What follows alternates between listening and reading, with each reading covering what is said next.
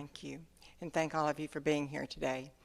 I appreciate the privilege of being able to share with you November the 22nd, 1963. While it's painful, I feel that it's also necessary because the murder of our president, John Fitzgerald Kennedy, is still an open murder case in Dallas County, Texas. And I hope, now, as you listen to me, understand that I'm a natural blonde, okay?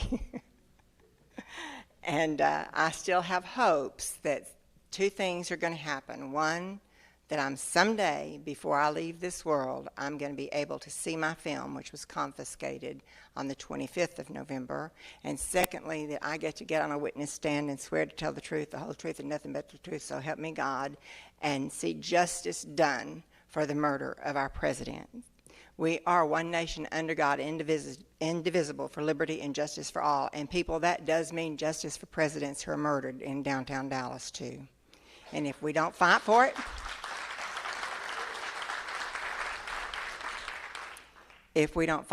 we will not get it. If we ever shut up, we will not get it. And people are continuously asking me, Beverly, why do you keep on riding a dead horse? Number one, it's not a dead horse. It's a dead president that was shot 20 feet in front of me. It's not a dead horse. And I'm getting old. I'll just go ahead and tell you so you don't have to do the math. I'll be 67 years old March the 14th. I'm getting old. Most all the people down there, except for the Newmans and myself, as far as I know, are dead. There's got to be a torch to pass this burden on to. There's got to be somebody, a torchbearer, to take it over when we're all gone. And please keep that flame burning. Like I said, I was a 17-year-old child who thought I knew everything, like all 17-year-olds do. And I worked at the Colony Club in downtown Dallas, which was next door to Jack Ruby's Carousel Club. And I adored President and Mrs. Kennedy. They were the first presidents born in my century, and they were absolutely stunning. And they had such class. And at 17 years old, I was trying to decide what I believed politically. And I was just so enamored with them. And so when the chance came that President Kennedy was coming to Dallas, Texas, I was going to do anything and everything I could to see them. And the night before, I went to a party with Jack Ruby. Now, I never officially worked for Jack Ruby as on his paychecks, but I did tend bar for him after hours, for his after hours parties. I did go out of town with him on occasion as his arm dress. No, I don't know if he was homosexual or not, and I didn't care. Back then, it was no big deal. He never even put the pass on me because I was 17 years old. I was jailbait. But I looked pretty good back then, and I made a nice arm piece.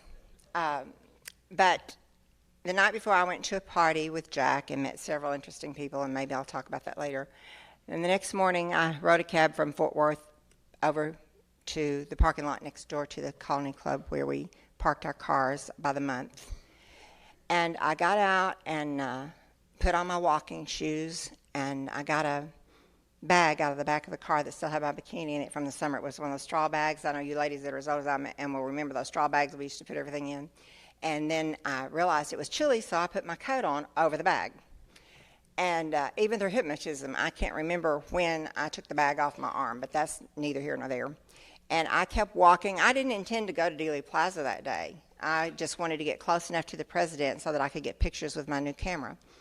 And so I kept walking and looking up the side streets and looking up the side streets and looking up the side streets, and you couldn't get anywhere close to the sidewalk, to the curb, nowhere close. So if Dallas really hated President Kennedy like the press said back then, I sure hope we never get a president here that we love, because you won't even be able to land a plane in left field. And I kept walking, and finally I get to Houston Street, and I look. And they said, well, how did you know which way they were going that day? Well, like I said, I'm blonde, but I didn't fall off the turnip truck. The people were lined up that way. So even I could figure that out. So I just walked across the triangles and got down there to where I'm standing right there. Now, there has been controversy all of my life since 17 years of age. Or is that really Beverly down there? That wasn't her. I dare anybody to say that profile right there is not mine. That's my profile. Those are my feet, and I'll show you those shoes after a while. And the reason why I was called the Babushka lady is because of that scar right there, that scarf. A man named Dick Sprague, who is with the House Select Committee on Assassinations, dubbed me the Babushka lady. That is a Babushka scarf. And so that's what I was dubbed for many years. I never wanted to be brought into the public eye over the assassination of President Kennedy.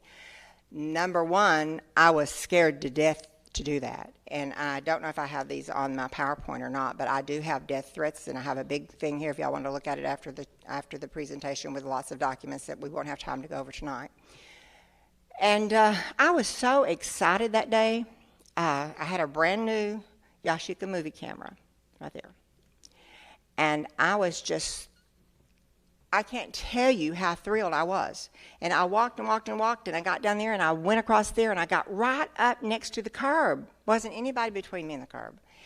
And the only way I can explain Dealey Plaza to you that day was, have you ever been in a situation where there was so much static electricity or so much excitement that it literally made the hair on the back of your neck or your arms stand up?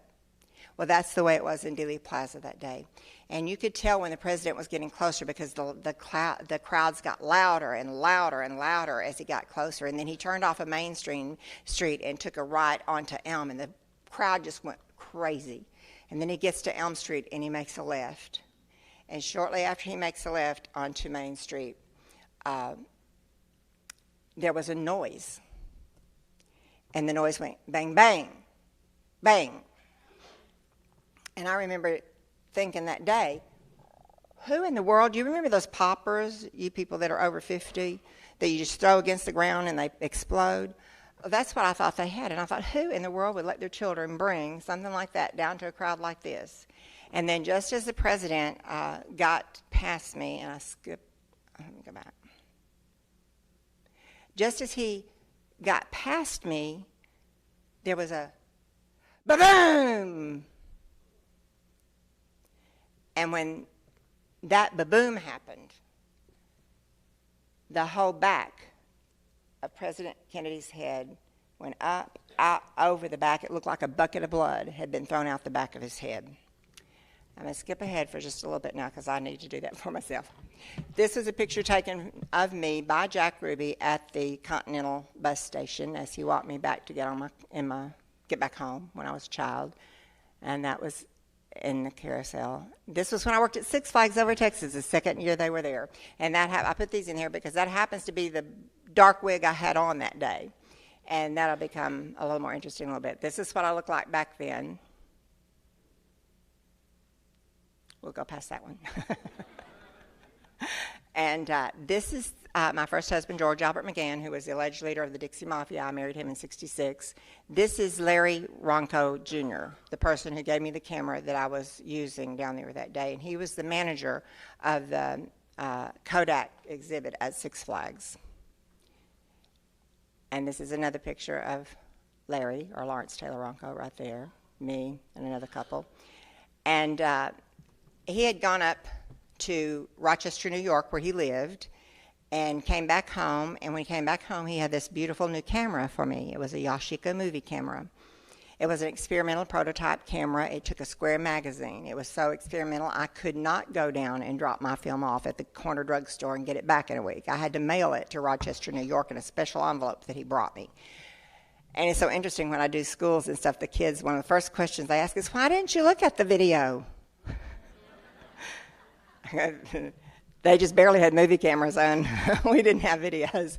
But this was right after they turned onto Elm Street from Houston Street. And this is some frames I'm going to share with you from the Zapruder film. And I'm just going to flip through them. Now, that is me coming up behind, Josh, I can't think of his name. Coke, what's his name? Anyway, that's him and his son, Chuck Brim. Chuck Brim and his son, and that's me behind him, still taking pictures. And I started filming in concert with the motorcade. And I'm not going to show you the headshot right now. I will in a minute. This is Jean Hill coming into the picture right there in the red coat. She's known as the Lady in Red. Unfortunately, she's dead now too. This picture is one that Mary Mormon took. It's the Polaroid, the famous Polaroid that she took. And they can never doctor it, and the reason why is because that is Jean Hill's thumbprint right there. Remember how you pull the pictures off and you had to put this stuff on them and you had to wait for it to dry? Well, when Jean Hill, Mary's friend, reached over to get it, she touched it with her thumb. So this is one piece of evidence that we know is just exactly right. Hasn't been tampered with, can't be tampered with. And there's some things that I take exception to down at Dealey Plaza now. One of them is where they have the X's. If you notice, he's been shot in the throat here. He's like this. But he's not been shot in the head, at least completely. Here are those steps that you see going up to the pergola. And so the front of the car was not way up here where they have it. It was right down there, almost to the steps. But one of the things that interests me about this particular picture is I think that the shot had already gone into the side of his head and was beginning to, it made his travel and was fixing to come out right there. See that pump knot? That's not coming from the school book depository. The school book depository is up here. And so that's not where that came from. This was right after the president was shot. And you see where I'm standing. I had walked around. I was filming, so I moved in concert with the motorcade. And there I am, and there's those steps I was telling you about. So he was just right there when he was actually shot. And everybody hits the ground. This is Jean and Mary Mormon. This is Chuck Brim and his son. These are the Newmans over there. Everybody hit the ground except who? The blonde. I was so shocked. I could not move. They might as well have shot me for what it did to me. Finally, this is the school book depository building where they say that the shots came from. This was taken just seconds after the assassination. There goes the police cars. The police are out trying to talk to people and stuff. This is the sixth floor right there. The building where Oswald was supposed to have fired all the way down here like this out of that window, which if you'll notice is what? Half closed. See that window? Half closed. Actually a little more than half. So how did he get this shot down? I don't know. Excuse me. And another interesting thing about this slide is that this is a tree that's across the street from the school book depository door. I think this is one of the most indicting pictures that we have. This is that tree that I just showed you. Where is everybody running? Are they running toward the book depository building? No, they're running toward the grassy knoll. These are men that were standing up underneath that tree directly across the street from the school book depository. But there they go up to the grassy knoll. Gee, I wonder why. Again, there's the school book depository and the tree. And there they are again, because I just wanted to emphasize that this is a close-up of the sixth floor book depository building. And it's, you can't, even if you were a good shot, you can't get the angle out of that window. It just doesn't work. It doesn't, even as a blonde, that does not commute to me, does not make, 2 and 2 doesn't make 4 in that. Finally, I came out of my shock and walked across the street. And I stood around because I was expecting them to want to talk to me. I had seen them take a couple of people aside and talk to them. And I think, well, surely they're going to want to talk to me in a minute. So I stood there for a little while. And at this time, I've gotten my bag out from under the coat. And it's right there on my shoulder because I got a battery out to make sure that it was still, I had enough battery power.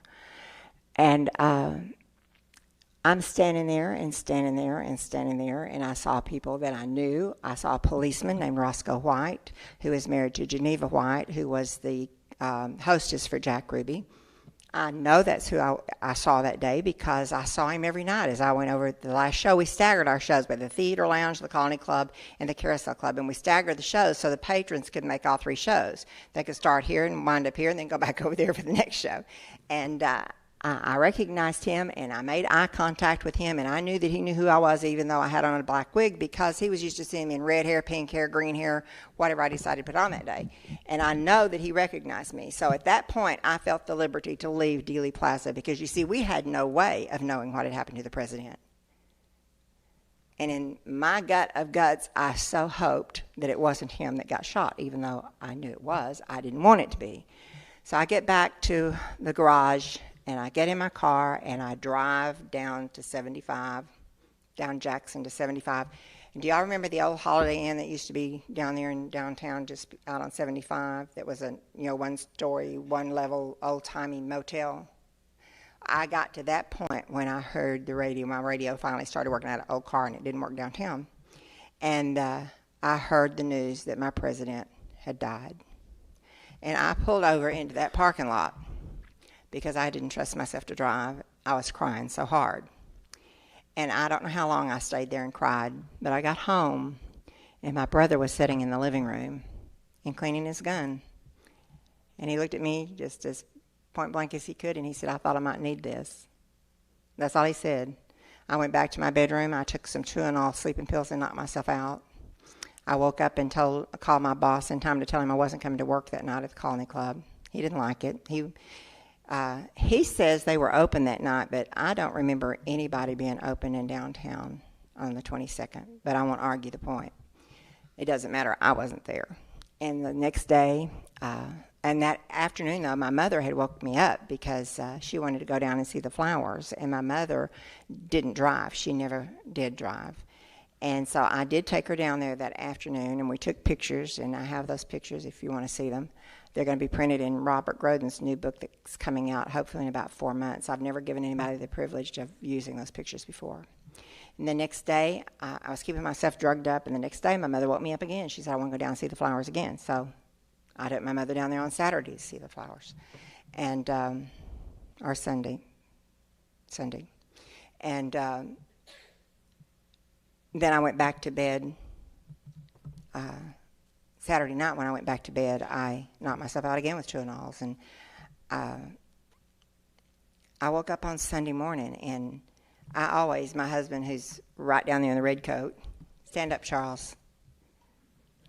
That's my handsome husband of almost 43 years. And I still to this day sleep with my TV on. And it drives him nuts, but he doesn't sleep, but I do. And I woke up to a horrendous thing on television. Was my friend Jack Ruby shooting a man on TV, national TV, whom 2 to 3 weeks before in his club, the Carousel Club, had introduced this man to me as my friend, Beverly. This is my friend Lee Oswald. He's with the CIA. Well, at 17, I didn't know what the CIA was. At 66, I'm still not sure what the CIA is. I didn't think anything about it because Jack was always introducing this guy and that guy and this guy and that person. And, he was a name dropper. But I did recognize that guy that he shot on TV as the person he introduced me to as my friend Lee Oswald with the CIA. Well, I can tell you that really put the fear of God in me. Finally, my mother, who was pretty wise, realized that I was doing drugs. And she made me get up on Monday night, and she said, "You are going to go to work. You're not going to stay here and become a vegetable. You are going to work." So I drug myself out of bed, I got dressed, and I arrived at the club at 7:45 like I always did. And there was 2 men on the landing. When you went to the Colony Club, there was a stairway, a landing, and another stairway, and into the club. And there was 2 men waiting on that landing, but I didn't think anything about it because a lot of times people would wait there for the rest of their people to show up. But as I approached these 2 men, the taller one stepped forward, and he said, "Miss Oliver," and I said, "Yes, sir." He introduced himself, and he said, "I'm with the FBI." He had proper FBI identification. He said, "We understand that you were down at the Grassy Place." They didn't call it they didn't call it Dealey Plaza. They said the grassy place, taking pictures when the president was killed. I said, yes, sir. He said, where is the film? Have you had the film developed yet? I said, no. He said, where's the film? I said, it's in my camera. He said, well, where is your camera? I said, in my makeup kit. We always carried train cases with us that had our makeup in it. He said, well, we want to take that film and get it developed and look at it for evidence, and we'll get it back to you in a few days. Well, unfortunately, laying next to my camera in that train case was a Prince Albert can full of marijuana. Now, those of you who know the history of Dallas knows that in a few years earlier than that, I think it was 58, Candy Bar was arrested and sentenced to 15 years in the penitentiary for less than a half an ounce. And I had a whole Prince Albert can full. So when they asked me for my camera, I stooped down, opened the lid up where it's pointing toward them, took the makeup tray out, handed it to the FBI agent named Regis Kennedy, and handed him the camera and put the tray back in like that, because I would have given him my soul if it asked for it, just to keep him from looking in my makeup kit. And he said, well, we're going to take this film and look at it, and we'll get it back to you in a few days. That was November the 25th, 1963, and no one has seen my film since. It must have been a pretty good film. That's me across the street, and I'm going to show you something. I usually do it later on, do it now. See those shoes right there? Right there? Here they are. There they are. And I have a little deformed toe that you can see it when you're up closer to it, that makes a little mark on my shoes. Right there they are, just like in the picture. Also an interesting thing, I had yellow paint on the bottom of them. There was some new yellow stripes painted on the curbs that day. There's a close-up of the shoes. If you want to see them afterwards, you're welcome to. I described the policeman that I saw on the knoll that day back in 69 or 70, I don't remember now. I told them that he had on a Dallas policeman's uniform partially. He had on policeman's pants, he had on the policeman's shirt, he had a badge, but he didn't have a hat and he didn't have a gun. Everybody thought I was a crazy little 17-year-old, or however old I was then, and got a lot of flack over it. Well, a couple of years ago, maybe 4 years ago now, this picture showed up from, it's a still off of the, can't think of the man's name right now. Anyway, it's a film off of another person who was down there, and they took this still and sent it to me. This is behind the fence, and these people had run up the grassy knoll, up the pergola steps. See this man right here? He's a Dallas policeman. There's another one. I saw two there that day. The other one was Patrick Dean. He has on a badge, but he doesn't have on a gun belt, and he doesn't have on a hat. So I feel a little vindicated now. This showed up on the 25th. It's an FBI document, memorandum, and it says one of the, let me just read it off of here because I can read it better. Maybe. It says one of the 35-millimeter color slides depicted a female wearing a brown coat taking pictures from an angle which would have undoubtedly included the Texas School Book Depository building in the background of her pictures. Her pictures evidently were taken just as the president was shot. Approximately 5 other individuals in the photo were taking pictures at the time. And if you notice, that was the morning of the 25th, and my film was confiscated the evening of the 25th. I think that's a little bit too much coincidence. I have never made an actual request for my film because I'm scared to. But other people have. And this was made by a man named, I don't know what his name was now, Woods, Mr. Woods. He specifically asked for my film, and they said, and it is an FBI letter, it says, the film which was taken by Beverly Oliver was not retained by this office. Doesn't say supposedly been taken, claimed to have been taken. The film which was taken by Beverly Oliver was not retained by this office. Retain, according to the Merriam-Webster Dictionary, it means to keep in possession or use. According to the World Book Encyclopedia Dictionary, the word defined as to continue, to have, or hold, keep. Does that mean they ran it across the hall so they could say that? This is a Texas Monthly that was a man named Gary Cartwright. Let me go back. A man named Gary Cartwright writes several articles even today for Texas Monthly. And I believe this was I don't remember when it was, but anyway, he actually used to believe in the single bullet theory. And he even wrote articles about the single bullet theory. And then in 1990, he wrote this article, and there's a little inset in this article. My friend Bud Shrake. Now, some of you will remember the name and some of you won't. He used to be the main squeeze of our former governor, Ann Richards, who shared an apartment with me on Cole Avenue in 1963, recently refreshed my memory. Ruby and other characters from the Carousel Club, including an unforgettable stripper named Jada, who, by the way, no one saw after the assassination, hung around our apartment. After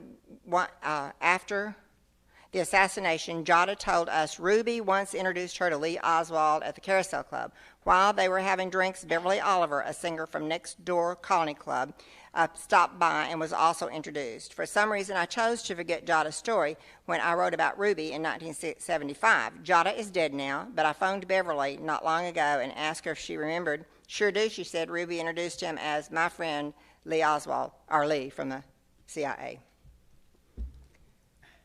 So when people say that there were a lot of things that some of us witnesses have changed our story, no, we have never changed our story. People don't report it accurately, but he did. This is a man named Timo McConan. He is the Geraldo Rivera of Finland, Texas. Gee.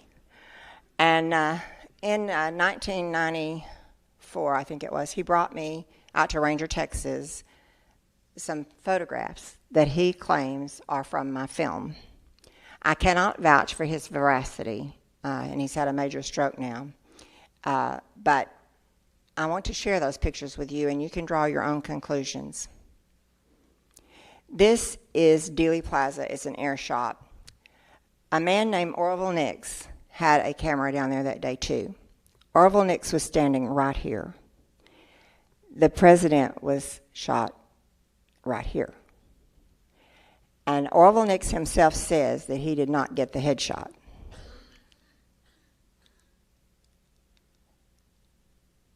These are the 4 stills that this man was able to get out of a film in a safe in New York City in the UTI building.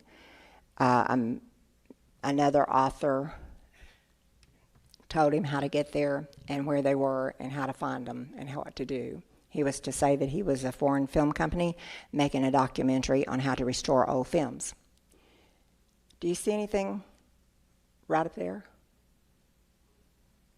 Do y'all see that? Okay. These are film stills off the Zapruder. There he is, still up there. Do you see? And you know that it's a person because of the flesh tones. Okay, he's up on the running board of I think it was a Rambler station wagon. The president has just been shot. See that bunch of blood right there? And then it went up and out and over the car, and it looked like a whole bucket of blood was being thrown out of his head. See how that gun is following the car? Did you notice that?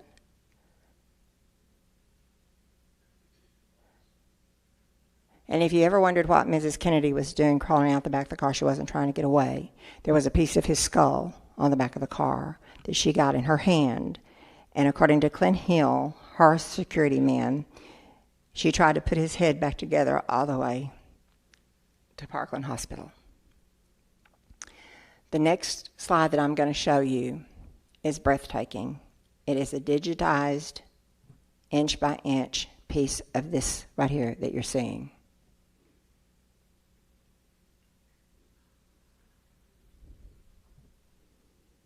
Does that look like it's in the school book depository building?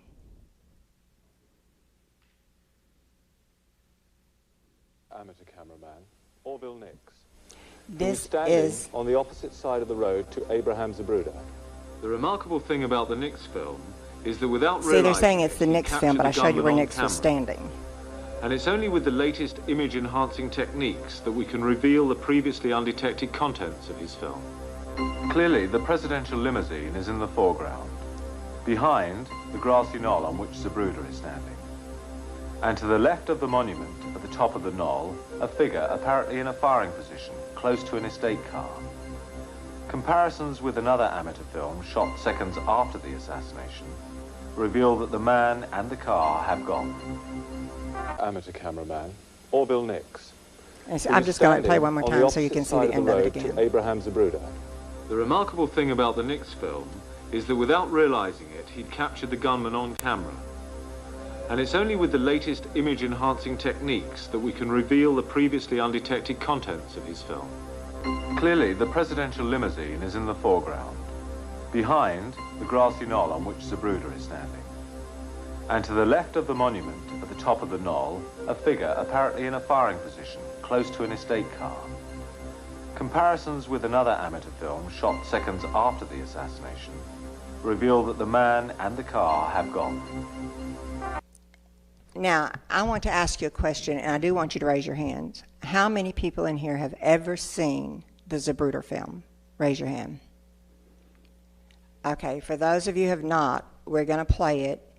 And if there's a child in here, is she okay? Because I don't normally play this where there's children because it is horrendous. Let's go ahead and play the... Another guest we have, Robert Grodin, who was celebrating his 18th birthday on the 22nd of November in 1963. He was profoundly touched by the president's death, and he desperately wanted to understand how it could have happened. For 2 years, he, like most Americans, believed in the official version, the Warren Commission version of what happened, but the day he first saw that 8mm Zabruda film, that amateur film that was made, that was the day he stopped believing. Robert, welcome, and I wish you could set up the Zabruda film a bit for us, and we'll get right into it. Okay. Abraham Zabruda was a Dallas dress manufacturer, and it was pure accident that he brought the camera with him that day. He almost didn't.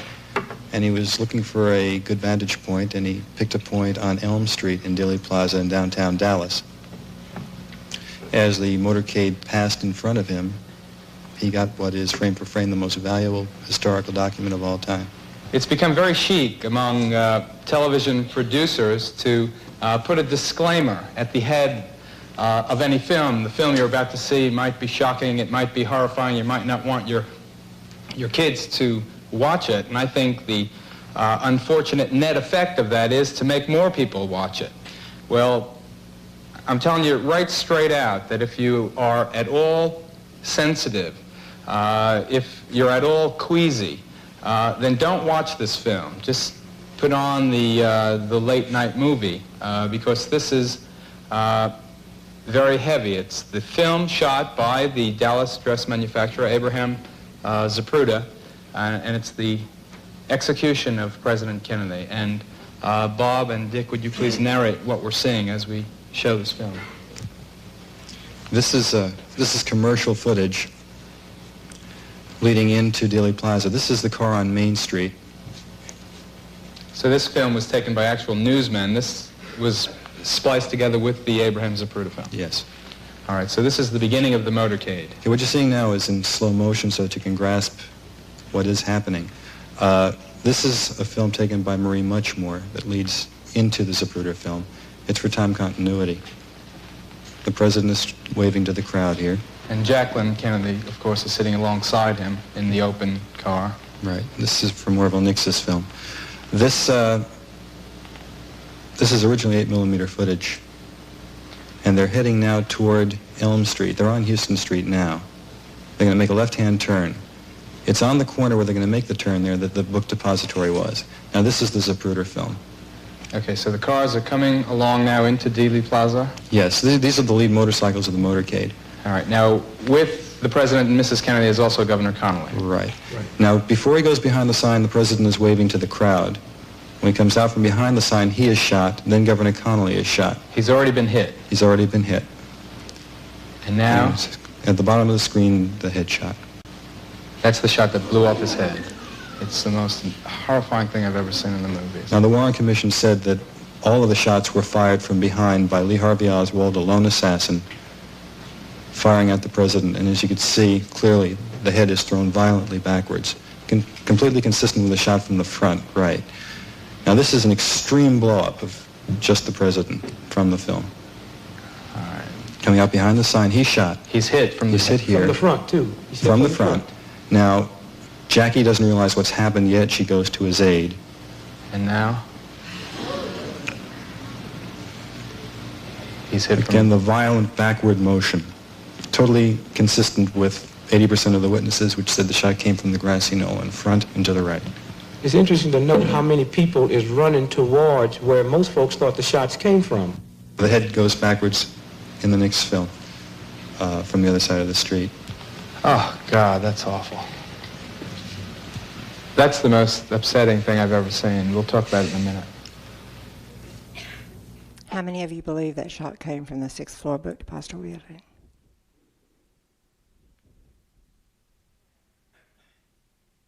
Anybody? I was standing so close to him that whenever he was shot in the head, I heard Jacqueline Kennedy say, "Oh my God, he's been," and I couldn't tell if he said hit, if she said hit or shot.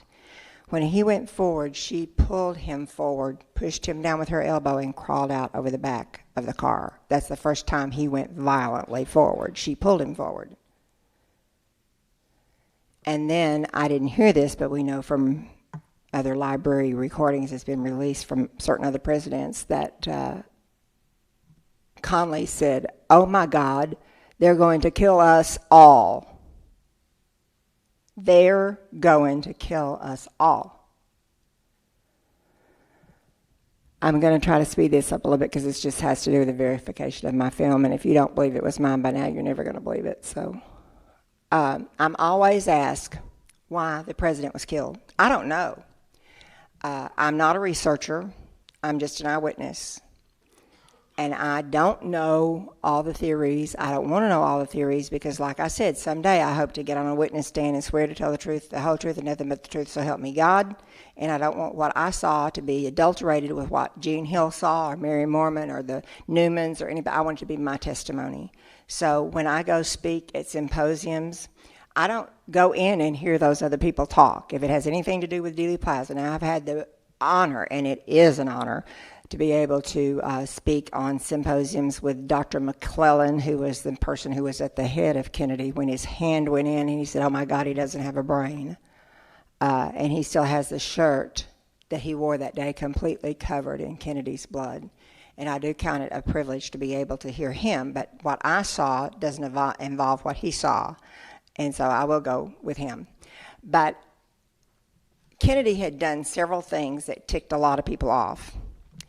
And one of the things that he was doing that I think myself had something to do, one of the reasons that he was killed, there were several reasons. That's why it's hard to really pin it down like we want to without the documentation that still has not been released. There's still over 1 million documents, even by 2 presidential orders and the Assassination Records Review order, to absolutely turn everything over that has anything to do with the assassination of President Kennedy unredacted. And I challenge you today to go and present a FOIA, ask for a Freedom of Information Act on Roscoe White, and see what you get. You'll get it, 1 paragraph, and everything else is redacted. They're absolutely, teetotally disregarding 2 presidential orders and the Assassination Records Review order to turn it over. And by the way, the Assassination Records Review Board came up that there was more than 1 gunman. More than 1 gunman means what? Conspiracy. Right? Right. One of the things that President Kennedy did See right up here on this dollar? It says Federal Reserve Note. Now, do you know that we don't own our money? It's owned by the Federal Reserve Bank. We do not, even though it's called Federal Reserve Bank, our federal government does not own one iota of stock in the Federal Reserve Bank. How many of you knew that? We don't own our money. President Kennedy was doing away with the Federal Reserve notes, the Federal Reserve Bank. He was nullifying it. So he called in those Federal Reserve notes, reissued money, United States notes. And I have the actual originals to those in my book if y'all want to see them after a while. See that? United States notes. United States notes. And all three of these were 1963 issues.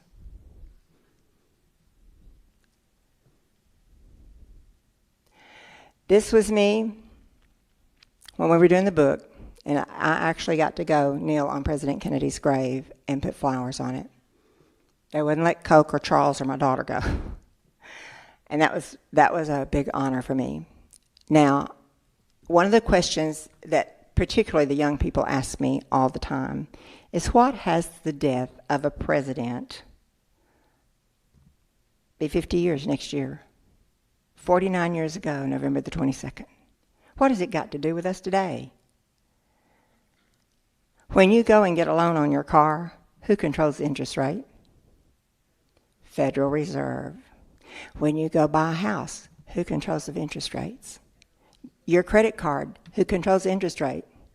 That's right. So it's very important that they be knocked down in 1962, but they weren't, because the one thing that Johnson did when he came back in the office was he gave the money back to the Federal Reserve Bank, and he escalated the Vietnam War. He sent ground troops in. I believe with all my heart that if President Kennedy had lived, there would not be 50-some-odd thousand names on a black wall in Washington, D.C. We're short that many men because President Kennedy was killed.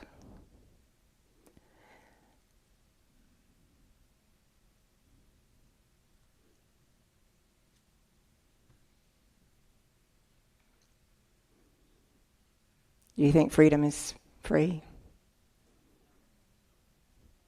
It's not. I believe that if President John Fitzgerald Kennedy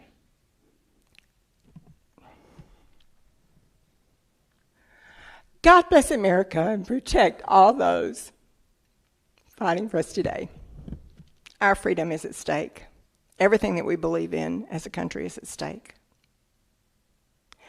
And I do believe with all my heart and soul that we are one nation under God, indivisible, with liberty and justice for all. And please pray with me that justice someday for our president will be found. We need to know the truth, because the truth will set us free.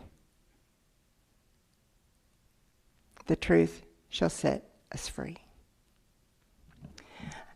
I want to close my presentation tonight, and I'll take questions and answer the questions in just a minute. But each year, almost every year, sometimes I miss, like I'm missing this year, I am honored to sing at Dealey Plaza for the memorial service of John Fitzgerald Kennedy. And they have a little program down there, and I start the program off by singing the Star Spangled Banner and a couple of patriotic songs. But at 12:30, when the president was shot, no matter who's speaking, I step up to the microphone and I sing what was supposed to be, and I believe it was, President Kennedy's favorite song. And I want to share that with you tonight, just like I do at Dealey Plaza. And I'm going to do it a cappella, like I do most of the time.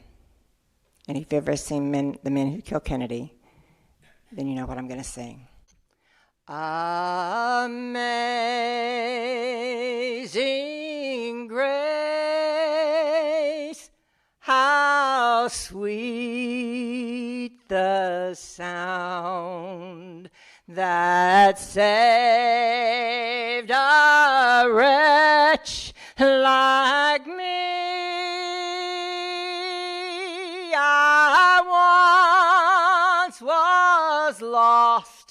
but now I'm found. I was blind, but now I see.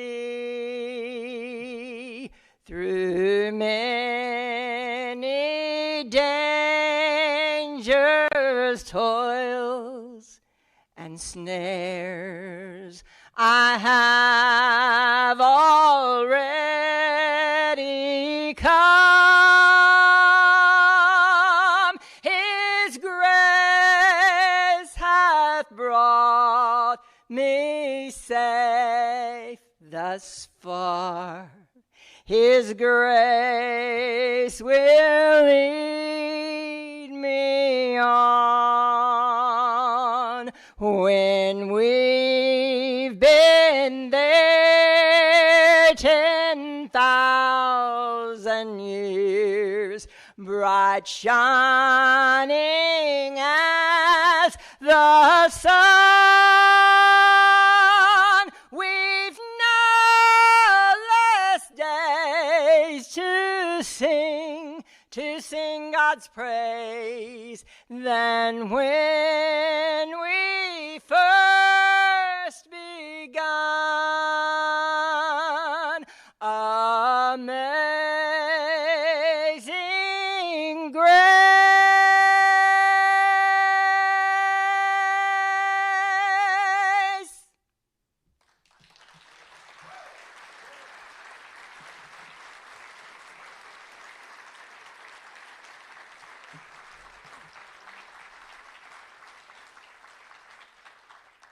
Thank you.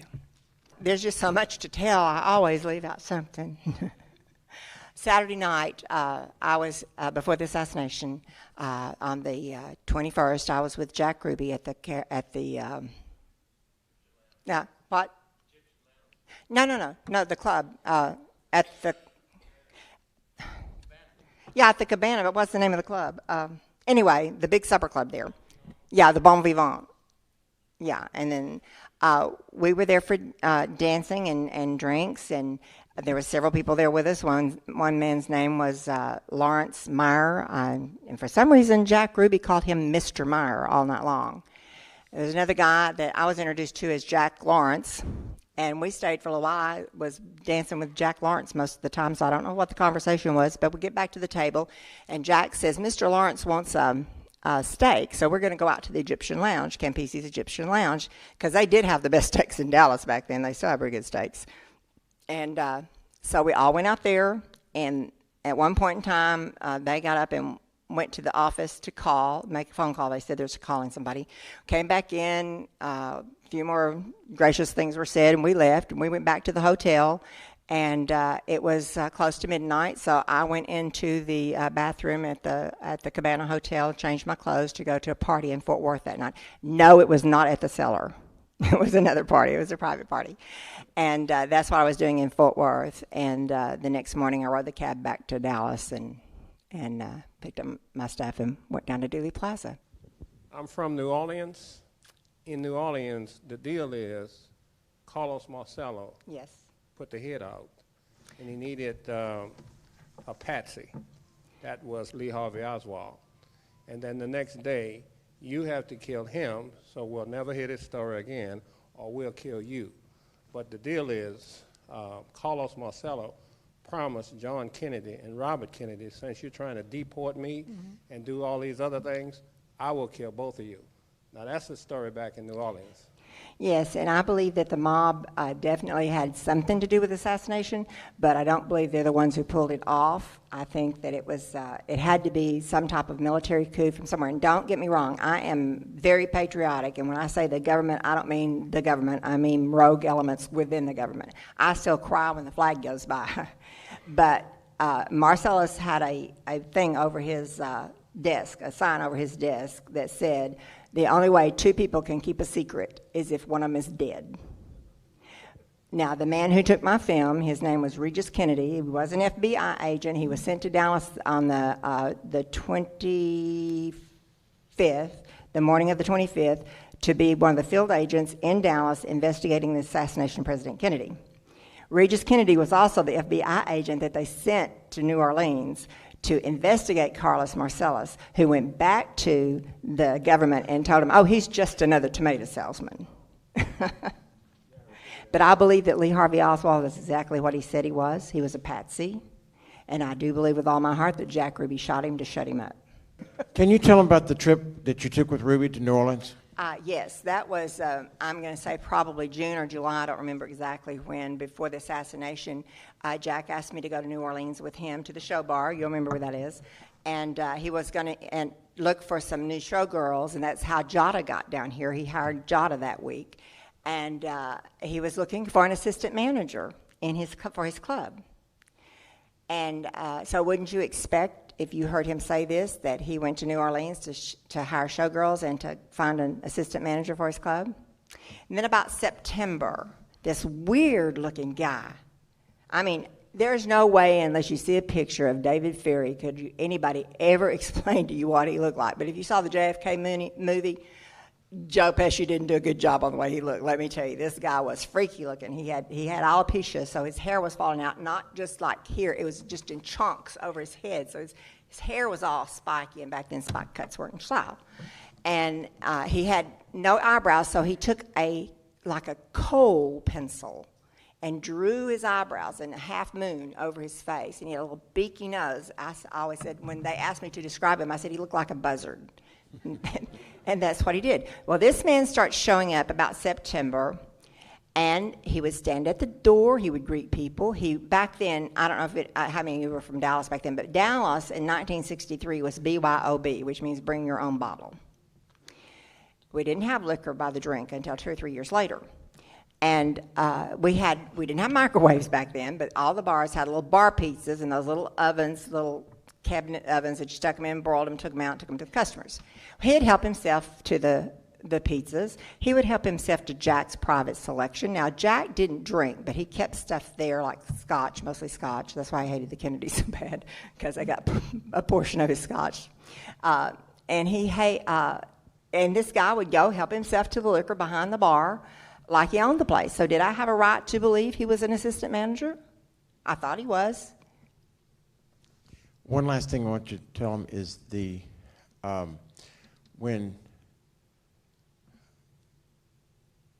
you mentioned that Jack hated the Kennedys, but the press has said he loved the Kennedys. That's why he killed Ruby. He loved Jacqueline. He thought she was a lady of class. But that story about him killing Oswald so that she would not have to come back for a trial, that was a bunch of hogwash. He absolutely said, I hate John Kennedy. I hate his so-and-so Bobby. And he said, and I hate, no, I cannot say the words he said, their daddy even more than them put together. He didn't say anything about Ted. But those three he hated with a passion. And I joke about it because, even to this day, the Kennedy family gets a portion of every bottle of scotch you buy. They brought scotch to the United States, and they still get a percentage of every bottle of scotch that's sold in the USA. Questions?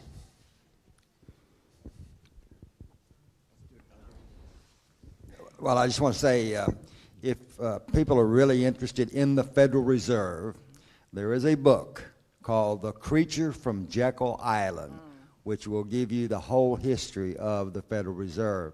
The Federal Reserve is a private business. Right. If you don't believe me, just go to the telephone book. It's not in the government agency. It's right behind Federal Express. You'll find Federal Reserve. I won't tell you all about my background, but I did go to school in Rochester, New York. And in the process, spent a lot of time with Kodak scientists and would-be scientists. And what you say about the film, that it could have been experimental. It was. And I believe that wholeheartedly, and that gives credibility to what you're saying. That the camera and the film was given you in instructions that it had to be processed by Kodak for it to possibly even exist. My question is, that when the film was taken from you along with the camera... The camera wasn't taken. The camera wasn't, but the film was. It was stolen in 1977. Did the FBI agent know that that was experimental film? Because this is true. Kodak would send film out all the time to people and cameras to try not only new film, but new chemicals that would process that film. And if you took it down the corner drugstore, it could destroy the film very easily. Did they know that this was experimental film? I didn't tell them that, but it was very obvious that they had never seen it before because it was the first magazine-loaded camera, the square plastic magazine. That you did have to still turn it over, but it was in a plastic square magazine. So I'm sure that they knew, and it said on there, you know how it says Kodak and Rochester, New York, and the address on all of their film did back then. And so I'm sure that's where they sent it. It could have been a cover-up, too. They could have messed up and tried to process it themselves and destroyed the film. Oh, I doubt that. You doubt it? I doubt that. You think this gentleman was credible? I do. Okay, good. Thank you very much. I don't know if you noticed or not, but the portion of that I thought was my film and still think it was my film, which Robert Groden, a dear friend of mine who was on the Geraldo show, doesn't think it was my film. But like I said, Nix was standing up at the corner of Main and Houston. I was down at the pergola. That picture was not taken. That film was not taken from up there at Main Street, and there was no way he could have taken the film that he did take that you saw, which was also black and white, make it all the way down there by the time the headshot was done. Couldn't do it. Physically impossible. I would like to know, of all the people that were out there, and you were out there, how did the FBI know who you were and that you took these pictures? And they knew how to find you, because you said it was it wasn't very long. It was Monday night, and it's because Roscoe White, who was a Dallas policeman, whose wife worked for Jack Ruby, he knew me. I made eye contact with him, and I knew that he recognized me, and I knew that he would know where to find me if they wanted to question me. I wanted to go find out what had happened to my president. The thing I didn't think through was that the first of the month of November, I gave up my apartment, and I was renting another apartment called Beachview Apartments in Dallas. And my apartment wasn't going to be ready until the 1st of December. So for that month of November the 1st to December the 1st, I had moved out in Garland, Texas with my mama and daddy, and my boss didn't even know where I was staying. So they had to wait till I came to work, and I didn't go to work till Monday night. Now, I want to straighten up about my camera being stolen. My camera, they just took the film out, gave me my camera back. But I gave testimony to the House Select Committee in March of 1977, and I'm not saying this had anything to do with it. But my husband and I are in the ministry now. He's celebrating his 59th year of ordination, May of next year. Or is it 60? 60 years next year. And we were on the road all the time in revivals, like we still do. We drive on a big bus. And we were at his mom and dad's house. I had put a suitcase out in the storage building with a lot of our other stuff. We didn't even have a home for a long time. We call them our porter parsonages. We had buses. We do have a home now. But you remember those round suitcases?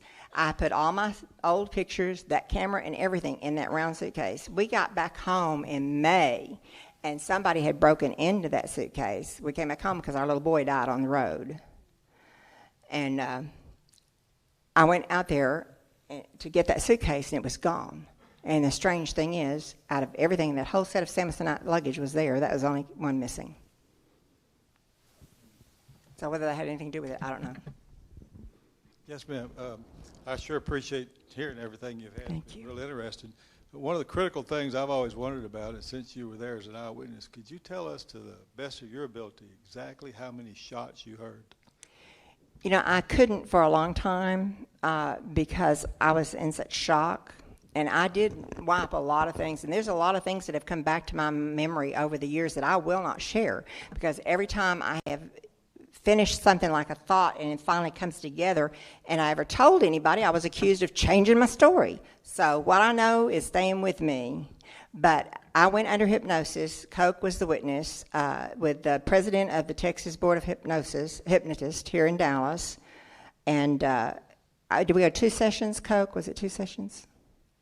2, and they were recorded because I wasn't taking any chances. I didn't believe in hypnosis, but I was willing to do anything. And under hypnosis, I heard 5 shots that went bang, bang, bang, ba-boom. And a little while later, after we did that, he gave me a copy of the tape. And that is the spookiest thing in the world, because when you're hypnotized, It's not, I did such and such, and I went so and so. It's, I'm walking down the street. I'm walking up Commerce. I put the camera in my, it's that day.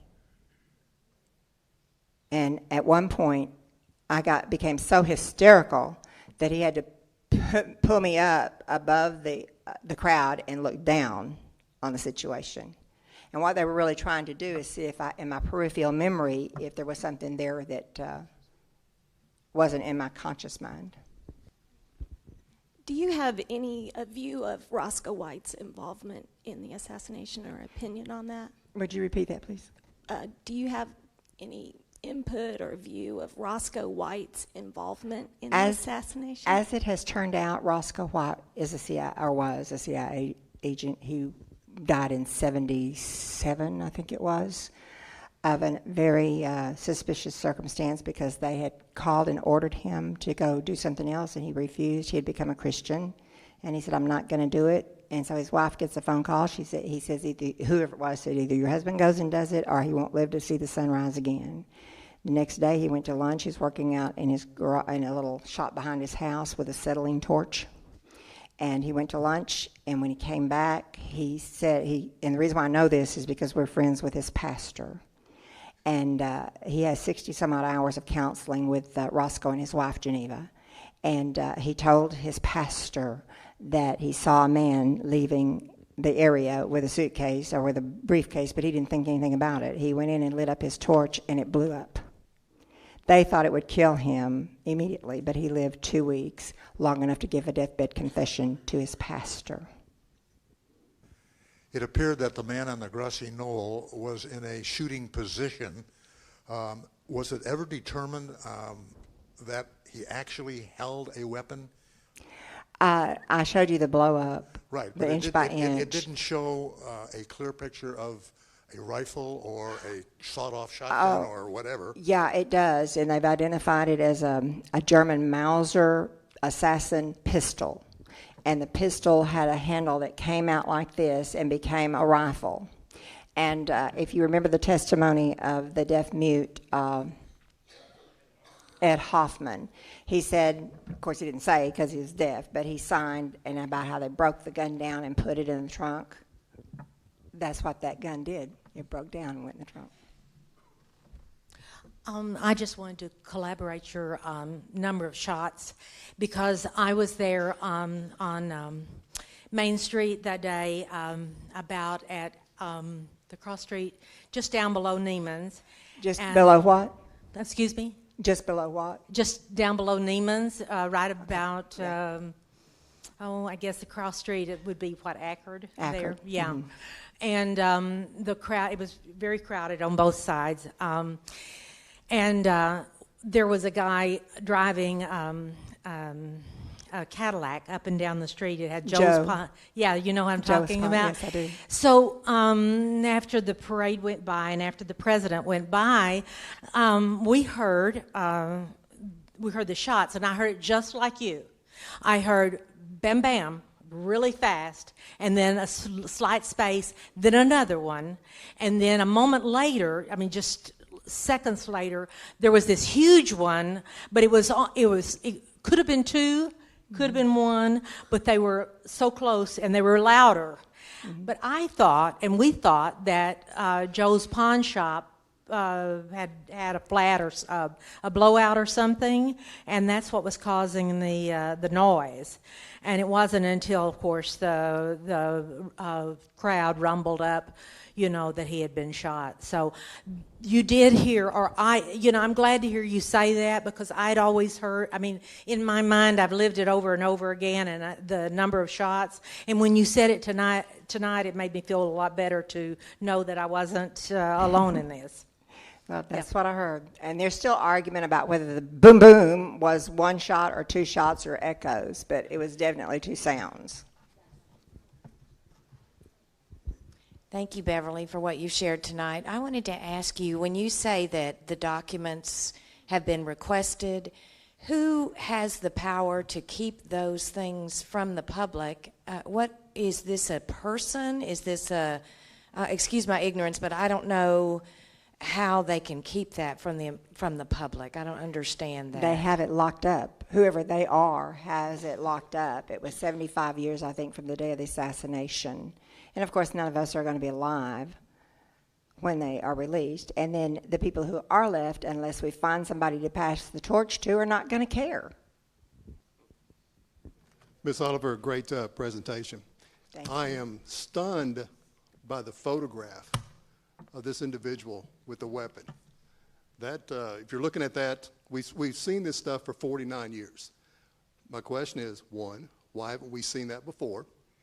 And then, if you summarize it, you can just look at it and say, there's your answer. But why haven't we seen that photograph on anything, any books, any history channels, or anything? The only answer that I have is the man Timo Makkonen from Finland was told by Seth Cantor, I finally remembered his name, who's an author that's written some books on the assassination of President Kennedy. He was found down in the ATI building in New York looking at the film, and he was run out. And so he was the one who told Timo Makkonen where the film was, what safe it was in, what canister it's in. Supposedly it's in a big film canister with 6 copies of my film in there. And he told him to go in under the auspices of doing a documentary on how to restore and keep old film footage. And he told him, he said, when you get it out, put it on the roller, which is the thing that they roll it forward to. You get to the headshot and then get as many stills as you can, because when they catch you, they're going to kick you out. And so he was able to get those 4 stills. He came to Ranger, Texas, and scared the mud out of me, and brought that stuff to me. One of the reasons when I talk about being scared, shortly after I was on Geraldo's show and told them I was writing a book, this came in the mail to me. Can you see that? It says death in big black letters. Then a week later, this comes, Snitch, you're dead. Both of them mailed from Houston, Texas. At that time, I knew no one in Houston, Texas. I took them to the federal marshal in Lubbock, Texas, and of course they couldn't get anything off them because too many people had handled it. But this is still a very touchy subject. Have you seen the JFK movie? Yes, by I was a Oliver Stone? technical advisor on it. And is it true to form, pretty much? I think so. Pretty accurate? Not that I don't know that much about the assassination, only what I saw down there, but I know Oliver Stone is so meticulous that how I found, I had never read any books or anything. I didn't know I was in these books, and he sent me down to the JFK Assassination Information Center to do some research. You know what I was researching? The license plate number on the motorcade. I said, Oliver, nobody cares. He said, I do. I do. There is one part of one of the theories I heard that Oswald was a dishonorably discharged Marine. When he was discharged, the Secretary of the Navy was John Connally. Mm-hmm. John Connally is the only one who could have reversed the dishonorable discharge. How, do you think, in what way other than being a patsy was Oswald involved? Was that the only way he was involved, was being a patsy? No, I don't know all the ins and outs of it, but we do know that Lee Harvey Oswald was a CIA operative. I mean, we've got that information. He has a number, tax number, and everything for CIA. So that was one bit of truth that did come out of Ruby's mouth. Do I understand you to say that there were no shots that came from the book depository? No, I don't say that. I just know that the shots that killed the Kennedy, President Kennedy, did not come from the 6th floor. Okay. And I'll also imagine this, okay? He's in the 6th floor, right? Or somebody's in the 6th floor in that corner building. They had a whole block of the president coming straight forward, straight to them, not having to shoot through trees and pedestrians and lead him like a duck. Doesn't it make sense that if somebody was in that 6th floor at that end, they would have shot him coming up Houston Street? Okay, thank you. Do you have any idea as to why the Connollys never would let the bullet that hit Connolly be taken from his body, even at his death? The shrapnel, at his death, it was... Not only shrapnel, but there is a bullet, an actual bullet. Shrapnel and a bullet. There's shrapnel, but not a bullet. She and Nellie Connolly would not allow that to be taken even at his death. Yeah, that was shrapnel from supposedly that pristine bullet, that single bullet that went to Six Flags, did a U-turn, came back and hit Connolly after it went through President Kennedy, that bullet. And he had more shrapnel in his wrist than what was off of that bullet. And that's why they would not allow him to remove the shrapnel, to be removed, because it was already determined by x-rays that there was more shrapnel left in his right wrist than what was off that bullet. I mean, don't you wish you could invent a bullet like that? Gee, you'd be a millionaire overnight.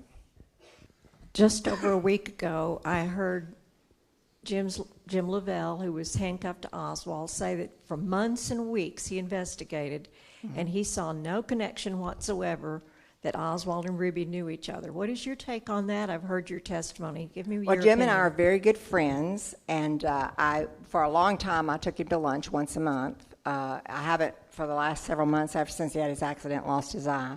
I haven't been able to do it because my schedule has been so busy. But we talk, and he's a very dear friend of mine, and we get along just fine because it's just like I told him. I said, all you know is what you investigated after the fact and what they told you from upstairs. What I know, I saw with my own eyes. Now, how many of you have ever heard the name Jack Revel? Jack Revel was the head of intelligence in Dallas at the time of the President's Kennedy. My cousin. He just died 3 months ago. So I have very close connections with those people, and that's the only thing I can say is that he just knows what he saw after the fact, and he was probably like the Warren Commission, issued some things that he was supposed to come up with, and because I love Jim, and I don't think he would intentionally lie. I just don't believe that he would, because he's a very honorable man, but you know. And some people say, well, you can't count on eyewitness testimony. That's what they always say you can't. All I know is that every big murder case there is, they say, well, we don't have an eyewitness. So I just know what I saw. And I still don't believe that Jim Lavelle would tell a lie intentionally. And I think he really believes what he believes. Now, my cousin, when we were estranged for a long time, and at his sister's funeral, we got back together. His sister, Hallie D, and Hallie D died, and at her funeral, we made amends. And he wanted one of my books. And I said, well, Jack, you know that we're not going to agree on the assassination. And his words to me is, you don't know what I believe, and you might be surprised. I think, well, first off, I'm 19, so don't think that your torch is going out. Good. Because we're Thank gladly you. taking it. And thank you for being here. You're welcome. My big question is, since so many people are getting old and they're passing on, how is it that we're going to see justice? Do you think the people that pulled the trigger, are they still out there? Is this conspiracy a group that needs to be taken down? What's your take on that? They need to be taken down. Because if it is rogue elements within our government, most of them are still they're gone anyway. You know, they're dead. But somebody knows. And the point is that he was the president of the United States of America. He was not the president of rogue elements within our government. And that is our information. Every single investigation from the Warren Commission, Rockefeller, House Select Committee, and Assassination Records Review Board, they were all paid for with our tax money. That is our information. It belongs to us. And we need to stand up and say so and do everything we can. I'll shout it from the highest hill. I'll scream it from the lowest valley till the day I die. Amen. It belongs to us.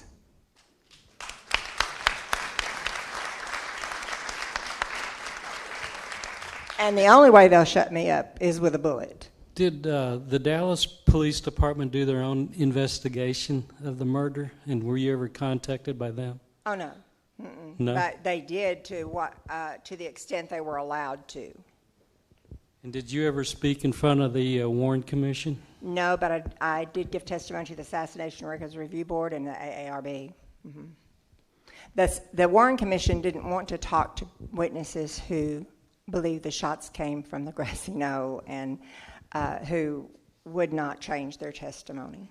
And some of those who did give testimony, like Jean Hill and Mary Mormon, and I don't remember all their names, but their testimony was altered. So I didn't talk to them. Yes. Oh.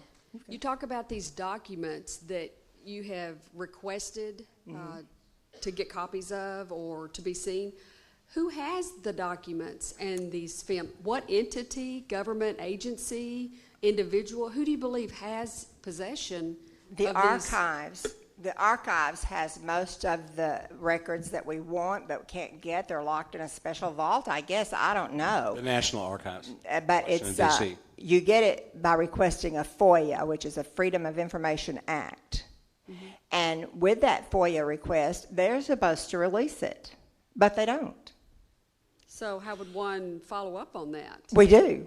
You just get the same answer. You get it back and back and back and back. I've got all kinds of stuff in here where people have requested stuff. And like one of them says that they can't find any reference to me, to Beverly Oliver, or to Mary Mormon. Mary Mormon's the one that took the famous Polaroid picture, but they don't have any reference to her. My question was, how many times did you see Lee Harvey Oswald in the club? Just the one, or? No.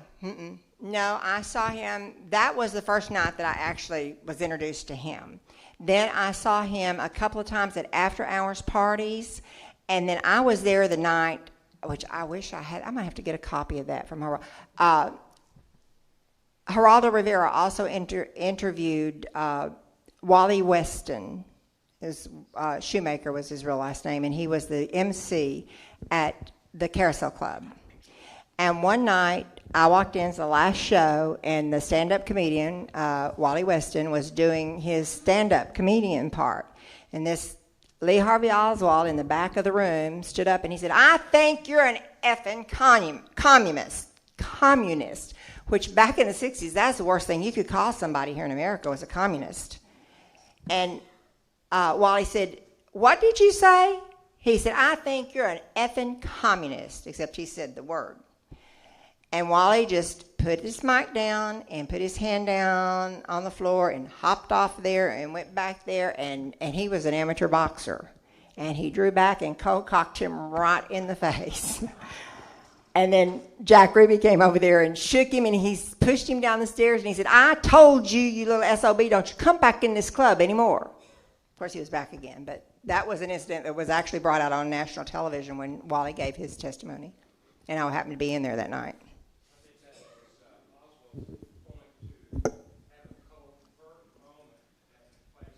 At the Carousel.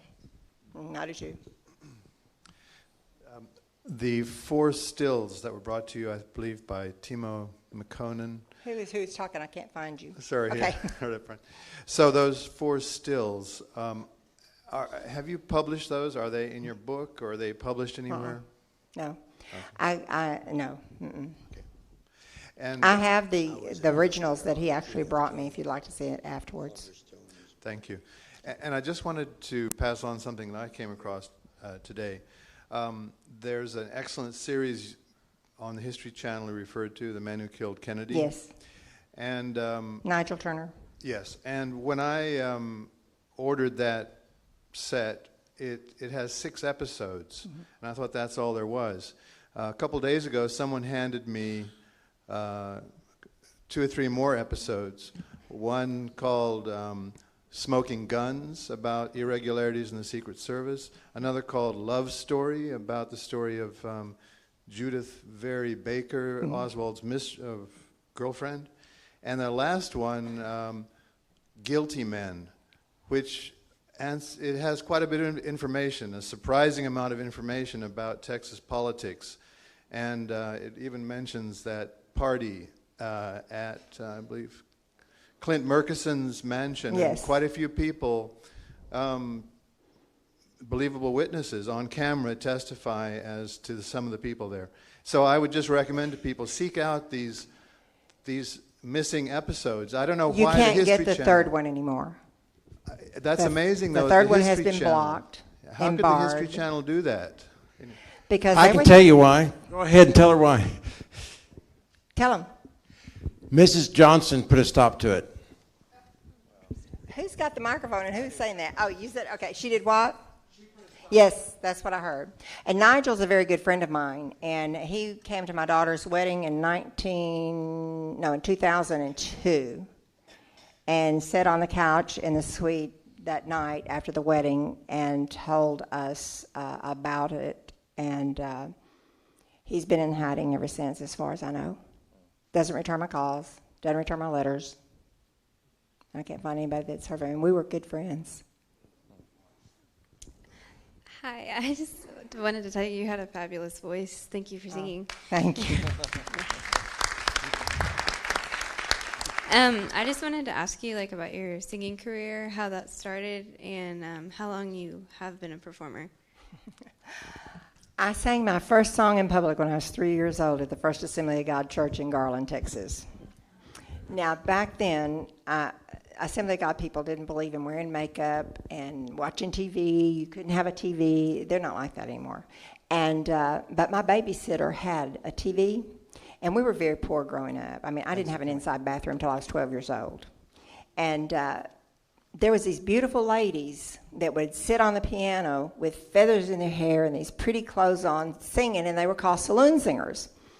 Well, one Sunday morning after I got through singing in church, Brother Woods picked me up like this, and he said, "And Beverly, what do you want to be when you get grown?" I said, "A saloon singer." You could hear those people suck air for days. So when I grew up, I was actually 9 years old when I started singing on country western stage shows around Dallas. Y'all remember the Big D Jamboree and the Cowtown Hoedown and those shows? I sang on those starting at the age of 9. And by the time I was 13 years old, I started singing in nightclubs on the weekends. And my mom and dad signed me over to Abe Weinstein when I was 14 years old. Actually 16 years old when they signed the contracts over, because I was so determined to be an entertainer that my daddy felt like, they'd rather know what I was doing, because I'd been sneaking out of the house and riding a bus from Garland, Texas. Y'all remember where the old bus station was? All the way to downtown Dallas, and they thought I was staying with my good friends, Mary Noel Peterson, and back then we didn't have phones, so they didn't have any way to check on me. So when they found out what I was doing, they figured out it was better to know what I was doing, so they basically signed me over to Abe Weinstein. Do you know the story about... I don't know why I guess it's because of my age that I can't remember the ambulance driver, Aubrey Wright. Do you know his story? And how they literally took the body away from him in Parkland Hospital and they had submachine guns? I mean, that's not, Mickey Mouse didn't do that. These are very powerful people, whoever they are and wherever they are, they're very powerful. Let's take a few, go ahead. And I don't mind telling you, I'm still scared to death of it. I don't want anything to do with it. Any other questions?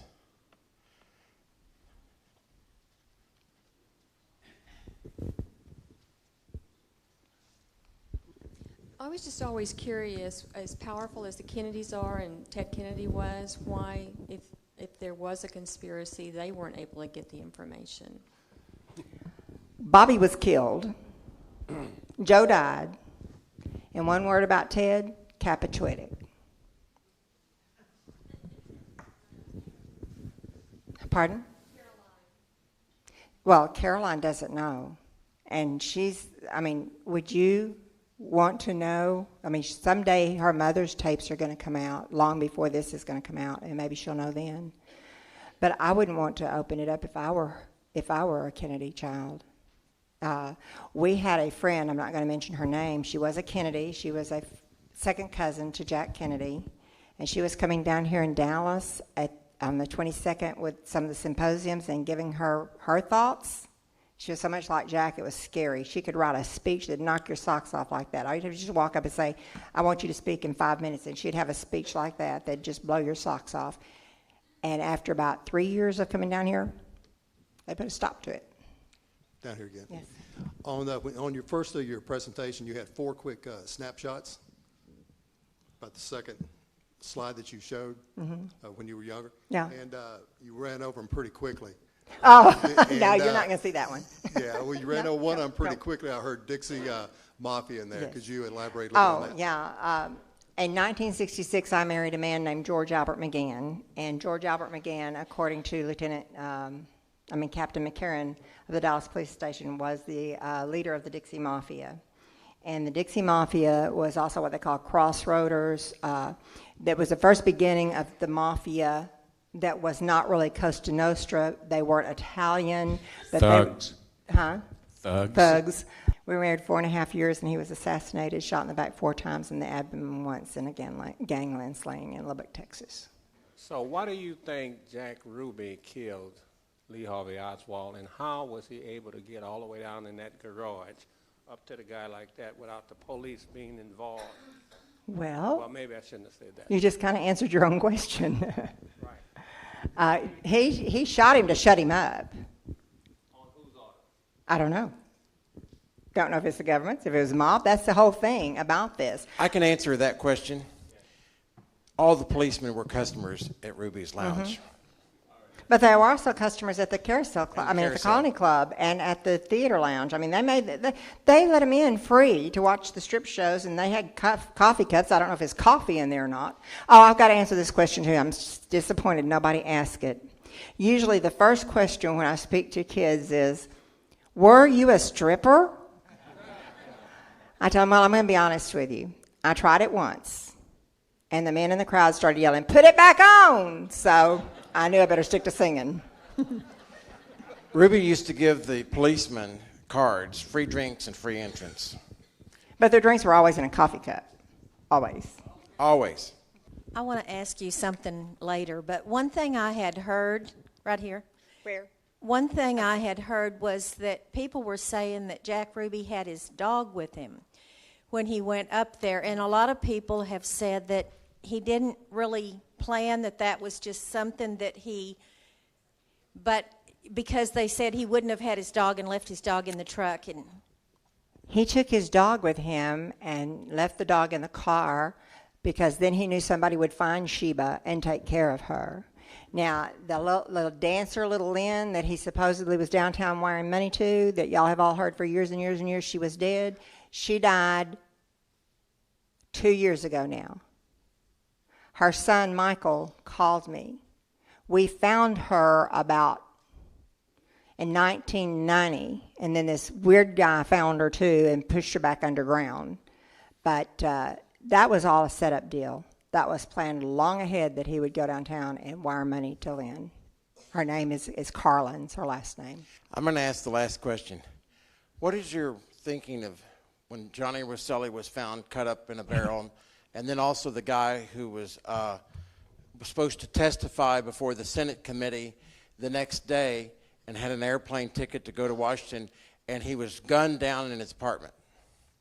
Well, that's just part of the assassination. You know, like, for instance, Roscoe White, who I picked out of a mug book as the person who took my film, really was an FBI agent named named Regis Kennedy.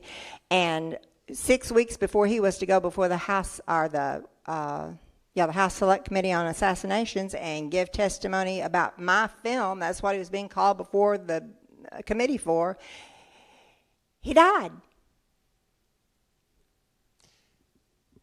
And by the way, Dorothy Kilgallen, bless her heart, she was murdered. Mm-hmm. Yes, she was. Beverly Oliver, Coke Buchanan, thanks. Thank you.